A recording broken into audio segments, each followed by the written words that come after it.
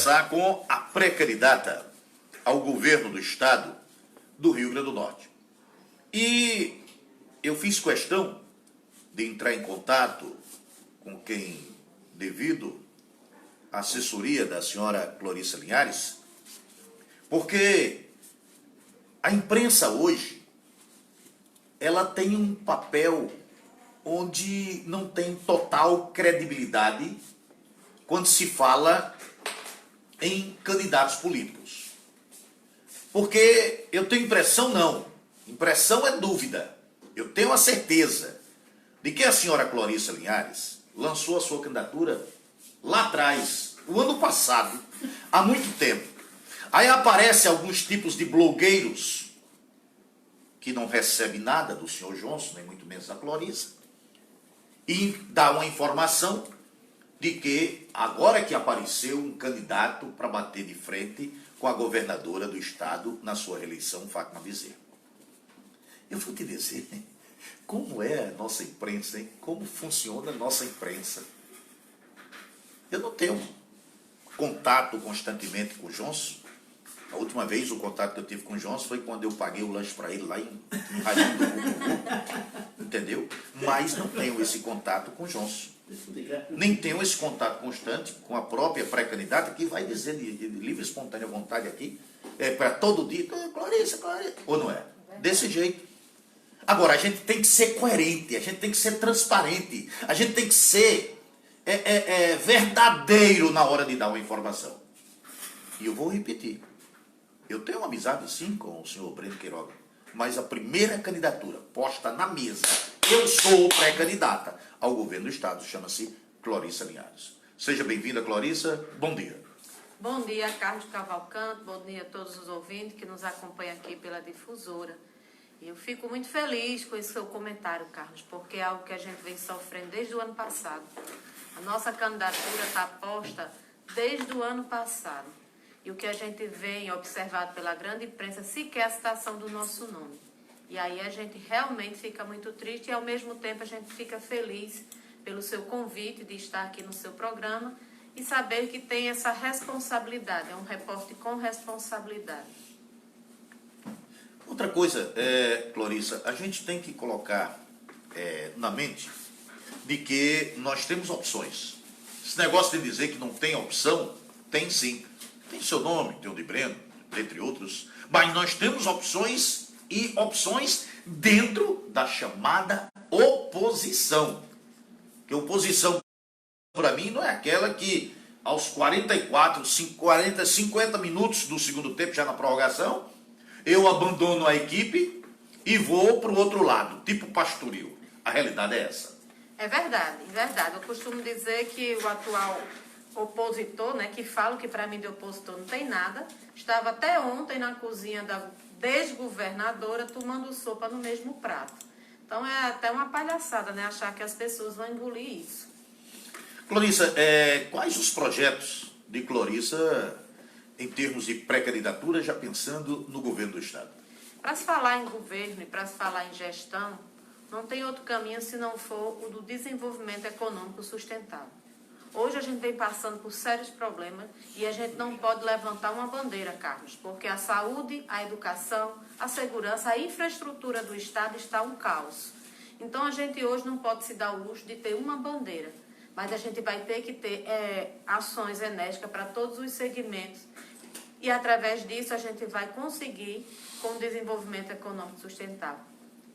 Somos ricos em recursos naturais, não só o litoral, mas o vento com eólica, temos a solar, nós temos também petróleo e gás e nós temos muito minério, de mais diverso possível. Além de tudo isso, somos ricos em água e um solo fértil. E a gente precisa urgentemente levar qualidade de vida para as pessoas. É inadmissível que hoje as pessoas vivam dependendo de carro-pipa. E a gente vai ali na região de Apodi e água em abundância, banhos com água minerais, terra em abundância. Então, assim, é necessário que a gente dê condições ao micro e pequeno empreendedor, o próprio agricultor familiar, que possa investir, não precisar sair da sua região, do seu local onde nasceu e se criou, para ter que ir para as grandes cidades, viver essa violência desenfreada. É preciso trazer tecnologia para o nosso sistema de segurança, mas uma integração. Como é que pode o crime organizado e as nossas polícias não vivem essa integração? Não há. Polícia Militar com a Civil que está ali de frente com o crime, sendo o escudo para a sociedade, vem sofrendo com o atual desgoverno, com redução de salário. Eu nunca vi isso. Um desgoverno que passou, desde 30 anos de idade, esta mulher que está aí, fez campanha em cima de defesa de uma bandeira dos trabalhadores. E essa semana agora a gente viu um policial morrer com infarto na governadoria ali na frente. Cobrando pelos seus direitos, né? Cobrando pelos seus direitos. Como é que uma mulher dessa, que passou a vida dizendo ser defensora do trabalhador, chega numa situação dessa? Então a gente percebe que tudo isso não faz parte realmente do que ela falava. Então é necessário que a gente tenha consciência. É preciso trazer investimento na área de segurança, saúde e educação. Mas, Cloriza, se não tem dinheiro, mentira. Mentira! O Estado tem sim dinheiro. Quanto se gasta com comunicação? É uma caixa de Pandora. Não é só com a comunicação. É bom que fique claro, está sendo campeão em arrecadação de ICMS. Todo mês aumenta. Porque às vezes pode empatar e pode diminuir. Não, vem aumentando. Então, se vem aumentando, está entrando mais dinheiro. Com certeza. E não é por competência, não. A gente vem sofrendo um aumento de combustível, consequentemente, dia a dia. E aí aumenta a arrecadação, já que o imposto é calculado sobre o combustível. Por que não reduzir a alíquota se você está preocupado com o cidadão? 29% do litro do combustível. Pois é. E aí o que acontece? Além disso, a desgovernadora, que se diz professora, embora eu não conheça nenhum aluno, também veio essa problemática, que foi relatora da lei que garantia, né, o aumento dos professores, e agora veio dizer que não tem condições. Então, assim, que espécie de desgoverno é esse? A contradição. A contradição está na cara. Então, a gente percebe que é necessário ter algumas ações enérgicas. Como eu lhe disse, existe... Ah, não tem dinheiro. Tem dinheiro. Aí você vê a questão da caixa de Pandora da comunicação, mas hoje se aluga prédios e transporte, ninguém fala sobre isso. Muitas vezes para favorecer alguém. Outra coisa, o ICMS, Carlos, que é produzido aqui nas eólicas, você sabe para onde vai essa arrecadação de ICMS da eólica? Lembrando que a eólica aqui no nosso estado é uma das maiores produtoras do Brasil, chega a cerca de 60%. E aí esse ICMS vai para a região sudeste. Você imagine a quantidade, você falou agora há pouco que a arrecadação aumentou em razão do ICMS. O ICMS foi aumentado em razão do aumento do combustível, não foi competência dela, não. Você imagina o ICMS que se arrecada nessa produção de eólica não ficar no nosso estado. Agora, onde é que fica o impacto ambiental? Quem sofre as consequências? Já que a gente é uma região turística e o litoral é belíssimo. Você vai olhar, tá? Não sou contra, de forma alguma. A eólica tem que ter, a gente tem que explorar nossas potencialidades. Geração de emprego também. Exatamente. Embora seja emprego provisório só, a maioria é provisória, infelizmente. Então, a gente precisa, sim, de um planejamento estratégico de curto, médio e longo prazo. Precisa-se colocar a mão no dinheiro público que não chega para o povo, e aí sim a gente vai ter recurso suficiente para transformar essas escolas que estão caindo na cabeça das pessoas, que estão fechadas há 2 anos e que não teve gasto com merenda escolar, com manutenção. Aí agora, quando vai voltar às aulas presenciais, está aí as escolas em frangalhos. Aí você vai para as estradas, uma verdadeira tauba de pirulito, você é desse tempo. Aqui a 233, eu vi aí nas redes sociais, passando um caminhão, aquela velocidade ali para sofrer um assalto é rapidinho. A 233, aquela outra em que o próprio Johnson chegou a frisar que liga a 404. A 400, é horrível. Quer dizer, a que liga Gangorra a cidade de Grossos ficou só no papel, botaram um sonrisal lá, com 5 dias esse sonrisal dissolveu todinho e por aí vai. É verdade, Carlos, essa é a nossa realidade. Eu tive numa viagem a nível de Nordeste de carro, saindo pelo litoral aqui do Rio Grande do Norte, indo até a Bahia e voltando pela região central, sertão. E posso afirmar, com todas as palavras, A gente conhece o Rio Grande do Norte a partir do momento quando a gente chega na divisa, pelas condições péssimas das estradas, péssimas, e ao contrário do que eu vi também, que é uma contradição, que não está sendo levada em consideração, são as riquezas e belezas naturais que temos. Não há um outro estado que tem o que o Rio Grande do Norte tem. Mas onde é que estão esses gestores? O que a gente vê são pessoas que há décadas estão aí usurpando a riqueza do estado do Rio Grande do Norte à custa da miséria da população.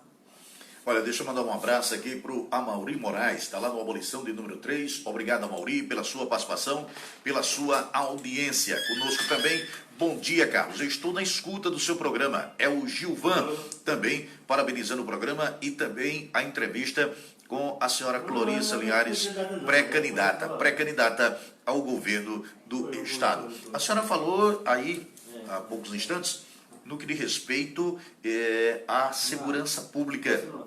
Nós temos um déficit aí de 8 mil policiais. Aí você faz um concurso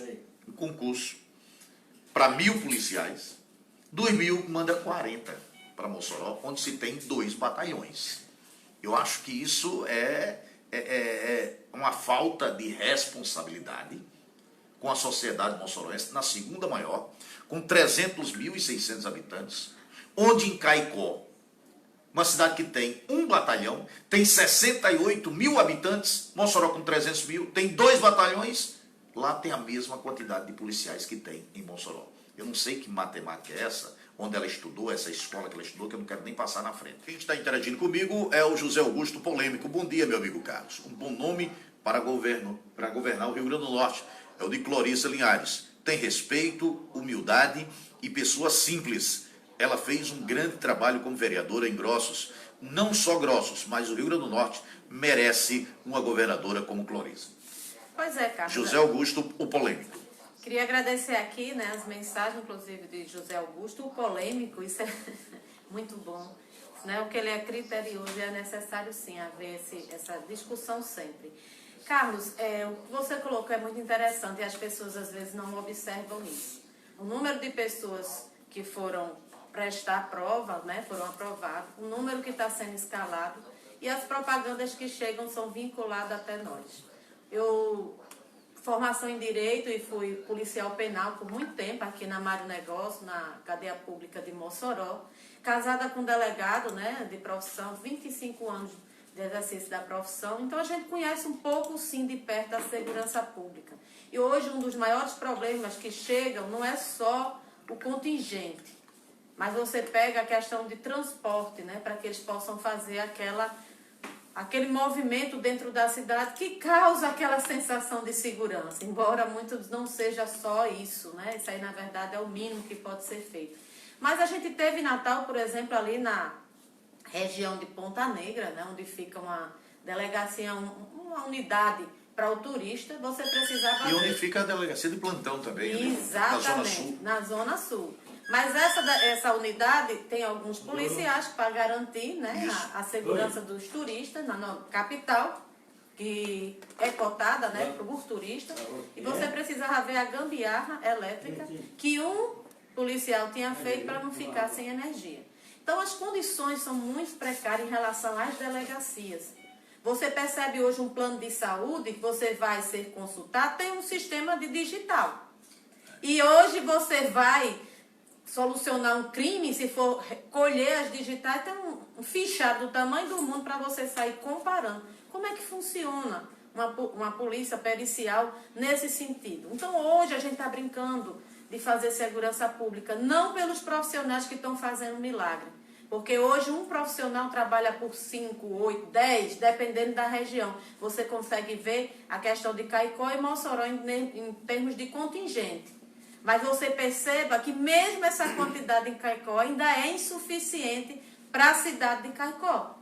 Ainda é insuficiente. E ontem a gente vivia assaltos, roubos, mas hoje a gente tem arrastões. Hoje a gente, para você ver como a situação da segurança ela tem se multiplicado. E o pior, não há uma comunicação, não há uma integração. E aí a segurança pública não começa apenas com a repressão da polícia militar às ruas, né? Patrulhando e garantindo essa segurança, passando pela civil que chega ao Ministério Público, à Justiça e, por fim, à Justiça Penal. Mas começa desde as bases, nas famílias, porque é necessário ter políticas públicas que garantam essa família e essa sociedade de forma adequada. Porque precisa-se ter prevenção. E por que eu falo isso? Porque eu fui agente penitenciária, fiz um trabalho de pesquisa científica, 5 anos, colhi dados todos os anos, traçando o perfil do preso, e eu cheguei lá, através desses dados estatísticos, pesquisa de campo, um trabalho de pesquisa científica, que cerca de mais de 95% da população carcerária, à época 5 anos, consequentemente, é oriundo de família desorganizada, onde não conhecia o pai era alcoólatra, agressivo, estava preso, que mais de 80% dessa população carcerária, Carlos, sequer tinha terminado o Fundamental 1. A maioria só sabia assinar um nome. Aí você vai ainda além com essa pesquisa científica, que mais de 80% desses presos, né, que estavam lá, viviam naqueles núcleos familiares, que geralmente variava entre, a média era 4 pessoas por família, que aí poderia ter mais ou menos, porque é uma média, com meio salário mínimo. E além disso, você perguntava qual a sua profissão. Ele dizia flanelinha, dizia pastorador de carro, dizia auxiliar de servente. Eu conheço servente, mas auxiliar de servente. Então, assim, você vê que não havia profissionalização. Então, você percebe que há um insucesso por parte daqueles núcleos familiares, das escolas que poderiam permitir que eles terminassem seus estudos, se tivesse essa condição de atração e responsabilidade para atender esse cidadão, mas também tem um campo profissional. Quem emprega hoje, cerca de 60% a 70% dos empregos, não só no Rio Grande do Norte, mas no Brasil, é o micro e pequeno empreendedor. E a gente vê uma escassez nos programas de incentivo, de linhas de crédito para poder ampliar essa questão do micro e pequeno empreendedor, que garantiria, no mínimo, empregos, mais empregos para a população.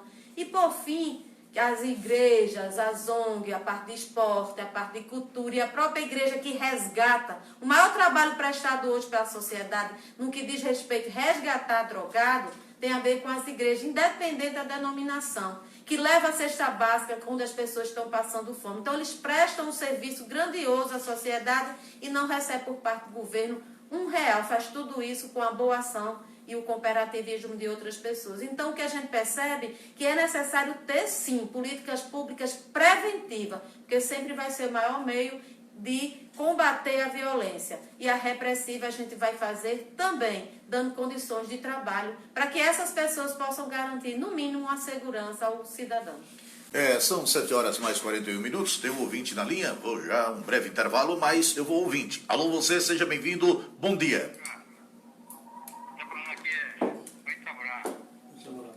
Pode falar, seu Luiz. Saburá. Fala, Saburá, o que é que manda? Cara, tem que ter a oposição, né? Não pode ser candidato a um canal, senão fica muito diferenciado, fica muito ruim. Sim, cara, na minha opinião, é o seguinte, que o governo do estado, do Rio Grande do Norte, sempre pegou aquelas pessoas, né, queria só prevalecer, entendeu? E quando chega um ponto, né, que o presidente quer mudar, e a gente teve azar que a maioria das vezes não acatava o que o presidente queria fazer. Isso é muito ruim para nosso estado, né? Para ir para a Florida, né? Trabalhei na Santa Maranhão há muito tempo, em Grosso, né? E às vezes também dificuldade com daquelas estradas. Está muito ruim, cheio de buraco ali. E aquela também que vai para Tibau. Valeu, Carlos. Uma boa semana para você. Meu grande zagueiro Saburá. Você, quando batia a bola, você era bom. Um abraço, meu querido Saburá. Obrigado pela sua atenção. Saburá, a estrada está verdadeiramente, não tem nome. Do mesmo jeito. Pior. A senhora tem certeza do que está dizendo? Pior, a Deon Caenga passaram uma máquina com a lâmpada. Mas peraí. É o seguinte, o programa é sério. Eu estou entrevistando uma pessoa séria. Eu quero saber se a senhora tem certeza, porque a governadora teve aí, foi um mimimi, um oba-oba tremendo, entendeu? Naquele momento, assinou, foi aos veículos dela, foi aos veículos de comunicação que ela manda dizer que estava assinando. Quer dizer que E nada daquilo foi feito? Passaram uma máquina, deveria ser uma pista, né? Mas como não tinha mais pista, passaram uma máquina. Olha a condição. E agora com as chuvas, está uma maravilha. Você imagina como é que não está. O trecho que pega de Grossos até, principalmente a Barra, tá uma maravilha, viu? Passaram a máquina, jogaram areia e agora com as chuvas, tá aquele jeito que você conhece. É lamentável, gente, é lamentável. Olha, bom dia, Carlos, bom dia, Clarissa e ouvintes. O reajuste dos funcionários ativos e aposentados veio para uns e outros não. E ninguém sabe dizer o porquê. Sônia Bezerra é que está mandando essa informação. Significa o quê? De que está desgovernado mesmo. É uma situação lamentável, essa que a gente está prevendo aqui no Rio Grande do Norte. Retornando aqui com mais um bloco do Cidade em Debate. Bom dia, o programa Política Cidade em Debate. Bom dia, Carlos Cavalcante, a senhora Clorisa, candidata a governo do Estado. Carlos, você falou no começo que eu vi que um cidadão aí no blog dizia que agora apareceu alguém para bater de frente do governador, na governadora. Bater de frente, todos nós bate. Eu bato todo dia, você bate, dona Clorisa já bate há muito tempo, o Breno bate. Agora só que nós não somos ouvidos, nós somos ignorados. Por quê? Porque nós não temos o poder que eles têm de influência, de dinheiro. Aí ficou essa abertura. E ele entrou agora, o Ezequiel. Ele não é mais inteligente do que eu. Ele não é mais inteligente do que você. Ele não é mais sábio do que a doutora Clorisa. Ela tem vários títulos, nem de prêmio. Mas acontece que nós temos um país capitalista e só vale quem tem. Por isso que teve o espaço dele entrar. É isso aí. E eu digo à doutora Clorisa, continue com o seu sonho. Porque se você merecer Jesus um dia vai lhe olhar. E ele vai dar aquilo que você sonha e realiza. A todos que lutam pelo seu sonho, não desista, é minha opinião de Cícero Bellarmino. Um bom dia a todos. Seu Cícero, quero lhe parabenizar de público pelo seu comentário, pela coerência que lhe é peculiar. É verdade, seu Cícero. Eu queria agradecer, inclusive eu tenho feito isso, eu caminho ao lado de Jesus sempre. Isso é uma missão, estou cansada, assim como outras pessoas que vivem esse desprezo por esses poderosos e pensam que a gente é o quê? Um colégio eleitoral a tempo, né, dos coronelismos, assim, com força cabrestada. Não, aqui tem homem e mulher de bem que está cansado dessa politicagem, porque isso não é política. E a gente vai estar sendo essa voz desse povo sofrido e abandonado, porque eu faço parte dele. Olha, deixa eu pegar a palavrinha de Johnson aqui, Johnson, por gentileza, porque eu estava acompanhando o Johnson no último sábado e aquele comentário que ele fez inicialmente no programa caiu como uma luva, até para mim comentar também aqui no nosso programa sobre essa situação de políticos que hoje, e uma frase que Johnson disse no último sábado, até hoje, eu não sei amanhã, né, comendo no mesmo prato. Seja bem-vindo, Johnson, bom dia. Bom dia, Carlos Cavalcante, bom dia, ouvintes da Difusora, bom dia, Clorisa Linhares, pré-candidato ao governo do Estado, a primeira pré-candidata ao governo do Estado. Há muito tempo, há mais de um ano lá atrás. Carlos, infelizmente, no nosso Estado, e eu me refiro à política estadual, falta muita vergonha. Há uma coisa que anda em falta no meio político, é vergonha.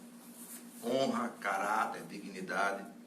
Porque causa-me uma estranheza profunda e uma tristeza imensa quando você vê nas manchetes dos jornais, da mídia, né, e das rádios também, fulano é oposição. Fulano é oposição. Aí você vai olhar, o fulano que se refere, ele passou aí 3 anos e meio mamando nas tetas do Estado, tomando sopa no mesmo prato da governadora, tomando sopa no mesmo prato da governadora, e agora dizer, eu sou oposição. Que conversa feia, isso é nojento. Eu considero isso asqueroso, nojento, dá vontade de vomitar. Você quer ser oposição? É normal ter oposição. É normal que você tenha um pensamento, que meu amigo Carlos César Alves tenha outro pensamento, isso é normal. Agora você passar 3 anos e meio mamando nas tetas da vaca, nas tetas gordas da vaca magra chamada Rio Grande do Norte, e agora está com a história, eu sou oposição. Isso é nojento, isso é vergonhoso, isso não é para quem tem honra. Clarissa, como a senhora avalia essa união dessas oligarquias em termos de governabilidade? Na verdade, isso já existe há muito tempo. É a história do dividir para somar, e agora é somar para amanhã dividir o Estado a seu bel prazer. E o povo pagar a conta, porque sempre foi assim. É um revés. Sabe aquela brincadeira das cadeiras, quando a gente era criança? Que a gente toca a música, né? E vai só rodando. É o mesmo núcleo, as mesmas pessoas, as mesmas figuras, que, a fim da força, querem continuar nessa situação e ainda com um discurso que irá renovar e ser novo. Olha, nós temos aí, eu estou aqui com o nosso querido e estimado José Augusto Polêmico, ele quer participar do programa também. 1.34, meu amigo e estimado amigo Babal, viu? 1.34, o José Augusto está na linha conosco, mas antes, a senhora falou em segurança pública. Sim. Eu quero saber o que é que a senhora tem em termos de projetos para a saúde do nosso estado, que diga-se de passagem, está sucateada essa saúde. Mas eu estou com o José Augusto Polêmico, 1.34. Alô, José Augusto, seja bem-vindo, bom dia. Bom dia, família difusora, bom dia, Carlos Cavalcante, programa Cidade Debate, parabenizo pelo seu trabalho, você dando vez e voz a todos aqueles que são pré-candidato a governo, pré-candidato a deputado estadual e também federal. Parabenizo, dando vez e voz. Carlos, no nosso Rio Grande do Norte, em termos de política, nós estamos muito fracos. Governo nem se fala, esse governo que está. E temos 2 nomes bons para governo, que se a população pensar, analisar e ver, refletir, tem a Clorisa, né, que faz um grande trabalho, um bom trabalho, fez como vereadora, tem o seu grande trabalho de ação social, serviços sociais, na querida Cidade Grossa, né? E toda a região salineira. Então, temos opções, só é o povo pensar, analisar, rever, e temos 2 bons candidatos. Então, Deus abençoe vocês, obrigado pelo espaço, José Augusto Polêmico também, que Deus abençoe vocês, e sou pré-candidato também a deputado estadual, pelo PTB. Obrigado, José Augusto, pela sua participação. Clarissa, no que diz respeito à saúde pública? Olha, a saúde pública também passa pela prevenção. A gente esteve vereador em Grosso durante 4 anos, nunca recebi salário, algo inédito, né, no Rio Grande do Norte. Nunca recebi salário, e a gente criou um projeto social chamado Realizando Sonhos. Para você ter ideia, Carlos, como hoje a questão de saúde pública também é de interesse, porque a saúde pública hoje serve de quê? Cabide eleitoral. Porque deixa em frangalhos a situação, as estruturas, falta de pessoal, falta de insumos, e não funciona. E aí o que acontece? As pessoas ficam devendo favor a políticos. É para isso que serve. Por que eu falo isso? Porque com Realizando Sonhos, coisa que nunca teve em Grosso, foi ortopedista. Mas o Realizando Sonhos trouxe para ter atendimento ao povo de Grossos. Inclusive a prefeitura mandava pessoas para ser atendida lá. Lá no Realizando Sonhos a gente tinha angiologista. A gente tinha neurologista, todos esses profissionais que eu estou falando, um município de 10 mil habitantes, com um orçamento anual de 42 milhões, nunca trouxe. Aí um projeto social, mantido por pessoa física, uma vereadora, com um salário ínfame, a gente conseguiria trazer esse tipo de atendimento médico, fora exame laboratorial, fora ultrassonografia. Então, o que a gente percebe é falta de interesse e falta de vontade. É preciso fazer o quê? Um trabalho para que os regionais funcionem, para que não sobrecarregue outras regiões, mas principalmente parcerias com as prefeituras, para que tenha um trabalho preventivo e que a maioria das pessoas possam ser atendidas no seu próprio município. E aí sim, só ir para os regionais quando o caso for necessário. Mas se a gente fizer parceria com as prefeituras, trabalhando a saúde de forma preventiva, a gente vai conseguir diminuir isso. Levando em consideração algo que a gente vai trazer para o nosso programa de governo, que vai ser investimento na primeira infância. Falo isso como professora que fui, falo isso como psicomotricista relacional que sou, e falo isso baseado em pesquisas, e essas pesquisas estão sendo aplicadas em todo o mundo. Investir na primeira infância é o melhor investimento para diminuir a violência, melhorar a saúde, a produtividade de um país, a educação e, principalmente, evitar problemas e gastos públicos no futuro. Então, a gente tem dentro do nosso plano, em todos os segmentos, o investimento na primeira infância. Inclusive, isso vai justamente respaldar a questão da segurança que eu falo da forma preventiva. Através do quê? Das escolas, cursos de profissionalização, mas principalmente na primeira infância, porque isso vai ter um resultado muito positivo dentro da nossa sociedade. Olha, deixa eu mandar um abraço aqui para o Neto Capé, na ilha de Santa Luzia. Obrigado, Netão. Obrigado pela audiência. O Castelo Branco está lá no Abolição de número 4, está dizendo: uma ótima semana, amigo. Estou na sua escuta. Obrigado, Castelo Branco. Muito obrigado. A senhora tem percorrido o Rio Grande do Norte. Em termos de apoio, tem encontrado aquilo que a senhora esperava ou está esperando? Eu estou surpresa com a receptividade. A gente tem saído com a Caravana da Fé, né? O segmento cristão, independente O que significa isso, essa surpresa? É o desgoverno que aí está? Com certeza. As pessoas não acordaram. Carlos está cansado. São mais de 30 anos de uma política retrógrada, onde o povo tem sido vitimizado, tem sofrido e tem pagado cara a conta com a sua vida. Quantas pessoas não morreram? A gente recentemente teve aí uma CPI sobre desvio de dinheiro ligada à saúde pública no momento mais difícil que a população passou. É inadmissível, e as pessoas não estão mais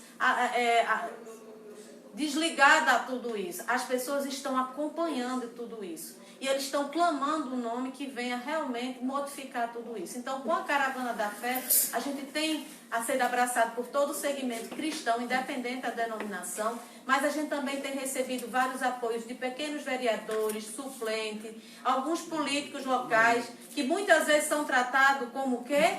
Como uma moeda de troca, de barganha. Eles querem ser valorizados e também têm responsabilidade. Tem muita gente boa na política que não tem valorização, e essas pessoas estão querendo fazer a diferença. Então, a gente tem tido apoio também da população que nos abraça. Deixa eu mandar um abraço aqui para Jacinta Pereira. Bom dia, Carlos, e todos da bancada. Parabéns pelo programa, na comunidade da Maísa. Bom dia, Carlos. Eu estou torcendo por ela. Amém. E peço para que ela faça o que está dizendo: saúde, emprego e segurança. Esqueça essa governadora. Ela não está mais viva para o verdadeiro Rio Grande do Norte. É o Francisco Wilton que está dizendo. Ela está morta para a gente. Rubens Bruno, bom dia, caro comunicador. Para você também, para a pré-candidata ao governo, Clorissa Linhares.